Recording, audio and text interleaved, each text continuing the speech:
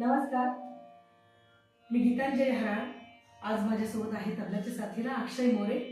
आज आम्ही आपल्या समोर तीन तालमध्ये राग वृंदावनी सारंगमध्ये मला सुचलेला तराणा आपल्या समोर सादर करणार आहोत. तत्पूर्वी एक छोटंसं उदाहरण मला असं द्यावं वाटलं की जसं एखाद्या शिल्पकाराला एखाद्या काळ्या कुट्ट दगडात एखादं सुंदर शिल्प दिसायला लागतं, तसं एखाद्या संगीतकाराला आपोआपच एखादी रचना कानावर पडायला लागते.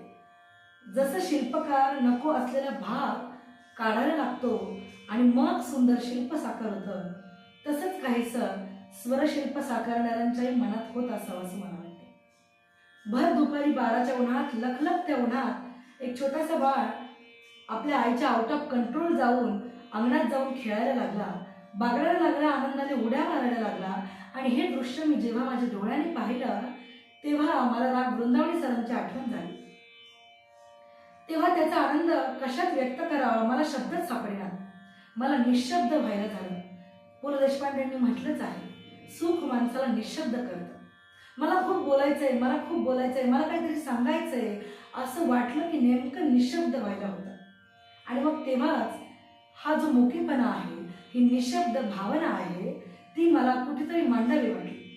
मग मला राग वृंदावनी सरांची आठवण झाली. त्यात काय नव्हे, तेव्हाच स्वर आणि लय यांच्या मदतीने मला काहीतरी सांगायचं होतंच. मग तेव्हा मला असं वाटलं की आपण निरर्थक शब्दांची मदत घेऊन आपल्याला जे सांगायचंय ते मांडलं तर. म्हणूनच निशब्द भावना व्यक्त करायला आपल्याला कोण मदत करीत असेल तर तो आहे तराणा. तराणा हा गीत प्रकारच असा आहे की स्वर आणि लय यांच्या माध्यमातून निरर्थक शब्दांच्या मदतीने आपण खूप काही बोलू शकतो. म्हणूनच या ठिकाणी जे न देखे रवी ते देखे कवी असंही म्हटलं जातं. कवीला आपल्या भावना आपल्या शब्दातून मांडता येतात, निश्चितच मांडता येतात. पण कवीच्याही पलीकडे जाऊन संगीतकार संगीताच्या माध्यमातून स्वर आणि लयीच्या माध्यमातून आपल्याला गोष्टीमागची गोष्ट, कवितेमागची कविता आणि निशब्द भावनांच्या पलीकडच्याही भावना संगीतकार आपल्या स्वरलयीच्या माध्यमातून दाखवू शकतो, एवढंच मला वाटतं. आणि म्हणूनच मी आपल्या समोर सादर करते मला राग वृंदावनी सारंगमध्ये सुचलेला तीन तालमध्ये बद्ध असलेला हा तराणा. आता जी बद्ध असते ती बंदिश असते. शास्त्रीय संगीतातून आपण अनेक बंदिशींचा प्रत्यय देत असतो, परंतु मला असं वाटतं बंदिस्त असूनही जी उन्मुक्त करते त्यातली संगीत जे खळाळून वाहायला लागतं तेच खरं संगीत आहे असं मला वाटतं.